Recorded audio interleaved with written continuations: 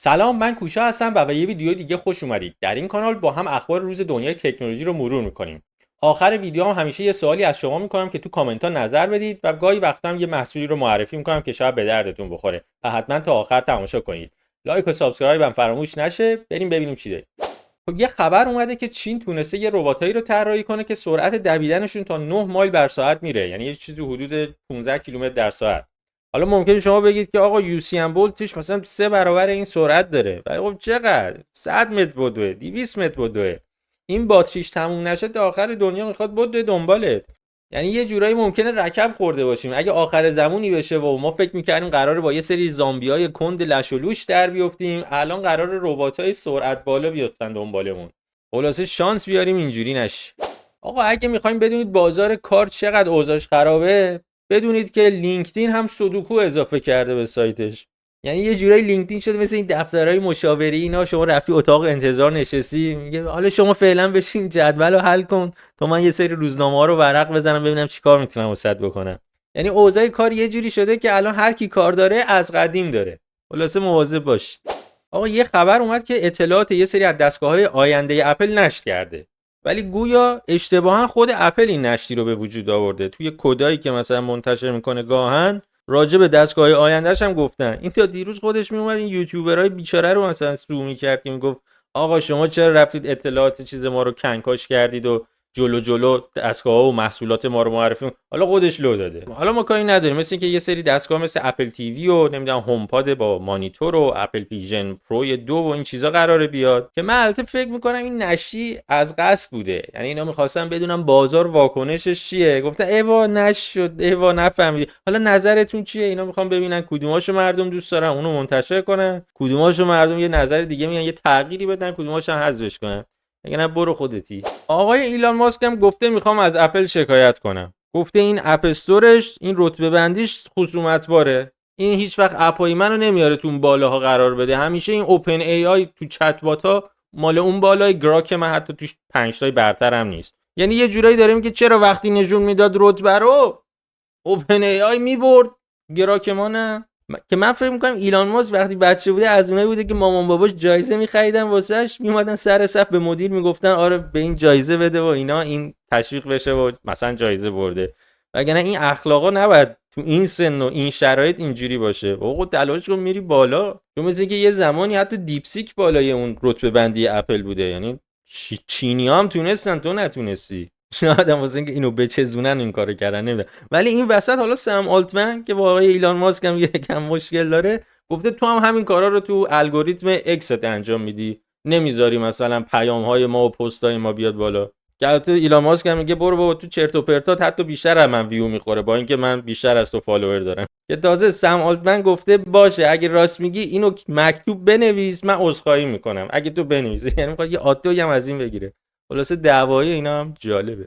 آقا گویا چین اومده یه سری ربات‌ها شبیه آهو ساخته که بتونه این حیات وحشش رو کنترل کنه، مثلا این دسته آهوها و اینا رو. یعنی اینا دیگه کنترل و نظارت رو انسان‌ها رو تموم کردن، رسیدن به حیوانات. حالا من مشکلی با آهو بودن داستان ندارم، من میترسم اینا بخوان رو شیر و ببرم همچین نظارتی داشته باشن، بعد اون روزی که ای آی از دست این شرکت‌ها و کشورها در بره، حالا مایمو با جنگیدن با ربات‌های شیری و رباتایی که نمیدونم 15 کیلومتر در ساعت میدوئن و یکم آسونش کنید بذارید ما هم زنده بمونیم.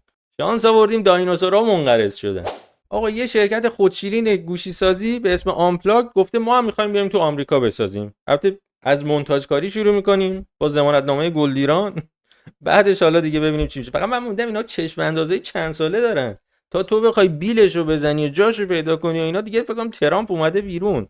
تا حالا من این شرکت رو اصلا ندیده بودم، ولی یه چیزی که جالب داره این که یه دکمه داره باتری رو قطع میکنه، که البته به نظر من یه چیز بده، چون دیگه تو فیلم‌ها نمیتونن ژس بیان که گوشی رو خورد کنن بندازن بیرون، همینجوری سوسولوار دکمه رو میزنن این دیگه باتریش قطع میشه و اینا به اصطلاح آفت گرید محسوب میشن.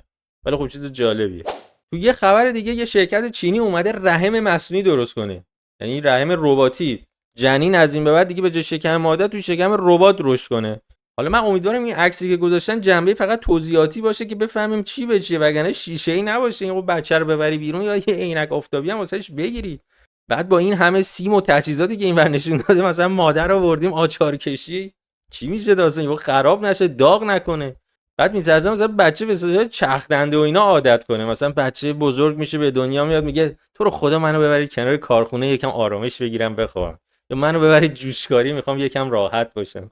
بابا میخواد قلب مامانشو بشنوه، این کارا چیه؟ ولی با این حال بازم دمشون گرم که هنوز فکر می‌کنم بچه انسانی باید رشد کنه. یعنی فردا موقع یکی بیاد بگه آقا خب چرا اصلا بچه انسان به وجود بیاریم، ربات همینجوری میدیم بیرون، انسان میخوایم چیکار؟ هنوز امیدوار باشید فعلا اشرف مخلوقات خودمونیم. آقا واتساپ اومده گفته دولت مسکو داره یه کاری میکنه شهروندا تو روسیه نتونه از خدمات ما استفاده کنن. آقا مگه تحریم نیست روسیه؟ اصلا یه سری‌ها میگن تحریم‌های رو روسیه از ایران هم سنگین‌تره. چطوریه وقتی اینستاگرام مثلا تو ایران فیلتر میشه هیچ کاری نمیکنه؟ اونجا واتساپ گفته من همه تلاشمو میکنم که حتما اونجا کاربرا بتونن استفاده کنن. آقا نکن، تحریمه. تو اصلا باید بلاکش میکردی، اون داره بلاک میکنه، تو شاکی. عجیبه با. تو یه خبر دیگه هم سازمان اطلاعات نروژ گفته خرابکاریای تو سدهای آبی کار روسیه بوده. خلاصه همه خیال خودشون رو راحت کردن تا زمانی که بین اوکراین و روسیه صلح نشه همه خرابکاری‌ها تقصیر روسیه است. آقا از اینجا تا مقصد هر موقع هر چی شد من بودم. آقا ایلان ماسک نمیدونم چیکار میکنه که همه دارن از دور و برش میرن. یه چند وقت پیش که سی او اکسش رفت، الان هم کوفاندر ایکس ای آی رفته. تازه رفته گفته میخوام یه دونه شرکت سرمایه‌گذاری رو امنیت ای آی بزنم. معلوم نیست چه غلطی داشتن میکردن اونجا که این فهمیده پول تو امنیت ای آی، یعنی واقعا ممکنه ترسناک بشه. رباتای سریع ای آی، حیوانای رباتی، رحم رباتی، همه چی دادیم دستشون. آقا شرکت کلارنا که یه شرکتی هست که میذاره شما قسطی محصولاتو بخرید، مثلا یه گوشی $1000 رو تو 4 قسط $250 بخرید، گفتن که 20% درآمدش رشد داشته. که به نظرم این خبر اصلا خوشحال کننده نیست، چون این جور شرکت‌ها بیشتر رو عدم پرداخت و جریمه‌هایی که مردم نمیتونن قسطا رو بدن سود میکنن و پول در میارن، که پس این نشون میده اوضاع مردم خیلی خوب نیست. و رفتن نگاه کردن دیدن بعضیا حتی ساندویچ هم دارن قسطی میخرن. یعنی یه ساندویچ $14 رو به 4 قسط تقسیم میکنه. اینجا میگن کارت بخوری، همینجاست کارت بخوری نخور. آقا دیگه دنیا کاملا برعکس شده. الان شرکت‌های چینی دارن شکایت میکنن که شرکت‌های آمریکایی دارن از اینا تقلب میکنن. یعنی دنیا چرخید. الان دیگه کپیکارا شدن آمریکایی‌ها. در همین راستا خود دولت چین اومده دولت آمریکا رو متهم کرده به امپراتوری نظارت. گفته تو این چیپست هایی که داری میفرستی ترکر مرکر و این داستانا هم گذاشتی روش، تو داری نظارت میکنی، شورشو در آوردی. ببین چی کار کرده که این نظارتکنای قهار شاکی شدن. یه خبر اومد که کارکنای اوپن ای آی که سهامشو دارن میخوان به ارزش کلی 500 میلیارد شروع کنن سهام فروشی. فقط اینا یه چند وقت پیش به ارزش 300 میلیارد تونسته بودن مثلا جذب سرمایه کنن.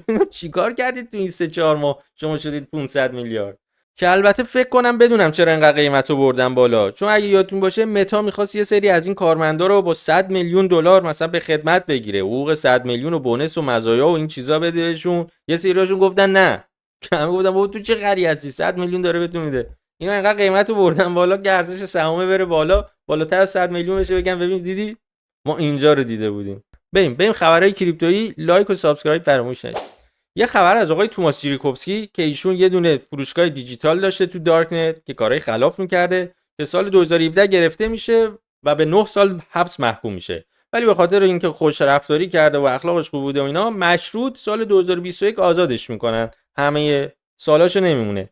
ولی پلیس میگه همچنان ما پیگیر اون بیت کوین هم هستیم که هاپولی شده. ولی این آقا به جای اینکه مثل بچه آدم سرشو بندازه پایین تا آبا از آسیاب بیفته، میره به وزیر دادگستری رشوه میده با همون بیت کوینا.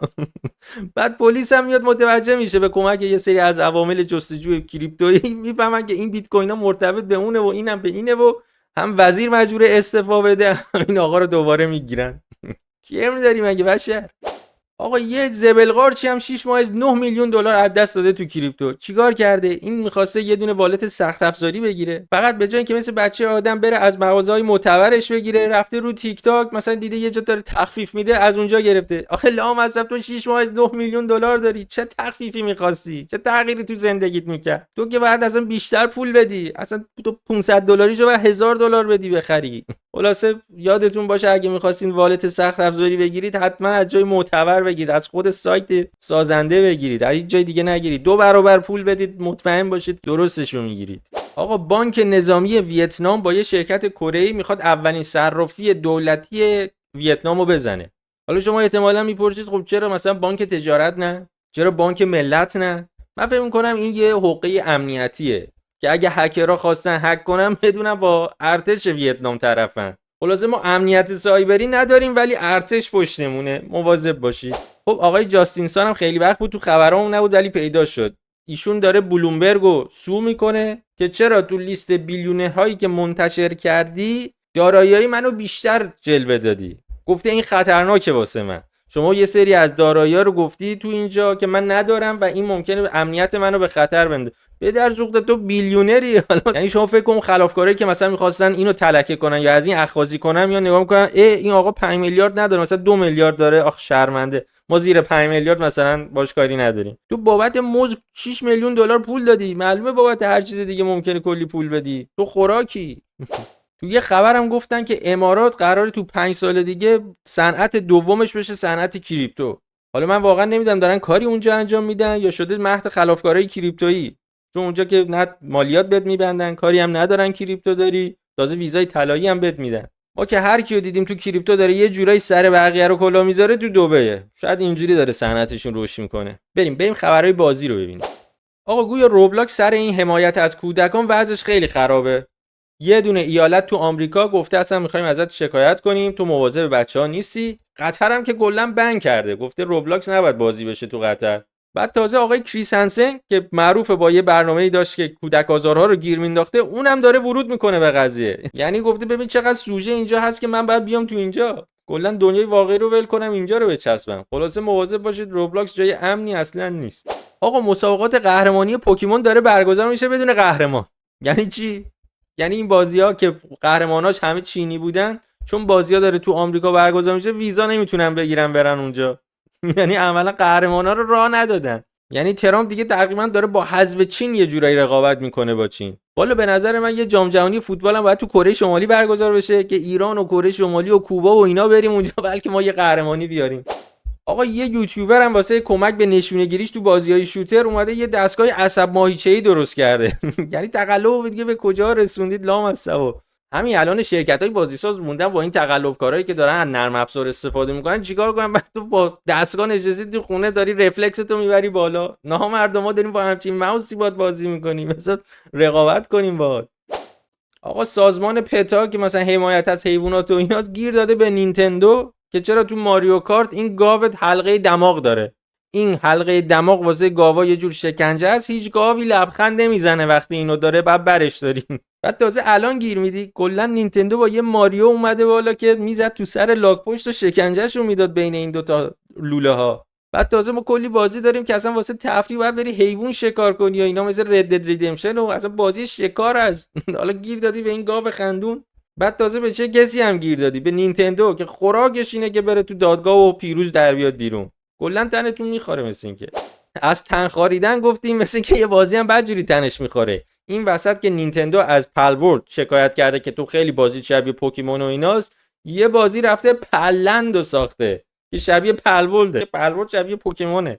بعد تازه نکرده اسمش رو تغییر بده، یه جوری به نینتندو گفته کارت با پرول تموم شد، همون پرونده رو ورد و اسمش رو یه ذره لاک بگیر، پلندو بنویس جاش، از ما هم شکایت کن. بعد تازه نینتندو هم داره اجازه میده این منتشر شه تو نینتندو. آشیش. بریم سوال این ویدیو رو ببینیم. آقا گویا یه سری اسباب‌بازی‌ها هست که توشون اینا چت بات هست، یعنی بچه‌ها میتونن با اینا صحبت کنن و همونجوری که ما با چت جی پی تی تایپ می‌کنیم و جواب میگیم، اینا هم با این اسباب‌بازی‌ها صحبت کنن. حالا به نظر شما این چیزای خوبی هست؟ چون به نظر من بچه دیگه ممکنه ننه بابا رو جایگزین کنه دیگه، بگه آقا عروسک بوگولوم بهم گفته این کارو کنم، مثلا دست تو پریز کنم. ما هم که نمیدونیم اینا اخلاقشون چجوریه، یکی یهو مثل گراکه یا کله خری یه چیز جوابایی میده، بچه ممکنه حرف شنویش از مادر و پدر بره. حالا شما نظرتون رو بگید ببینیم به نظر شما این چیزا امنه واسه بچه یا نه. در آخر یه محصول گفتم معرفی کنم که یه سری کیس‌های پلاستیکی پورتابل که شرکت تینیج انجینیرینگ ساخته که گویا قیمتش هم مجانیه. البته موجود نداره، حالا نمیدونم کلا موجود نبوده یا میشه چیز کرد، یعنی کلا چیز باحالیه دیگه. شما میتونید کامپیوترتون رو هم کنید، یه کیس همراه دارید تا میشه راحت اندازه یه ورق میشه میذارید تو چمدون و حالا بقیه تجهیزاتتون هم میبرید سرپا میکنید. اگه تا اینجای ویدیو رو همراه بودید دمتون گرم، لایک و سابسکرایب فراموش نشه، کامنت هم آزاد. خداحافظ.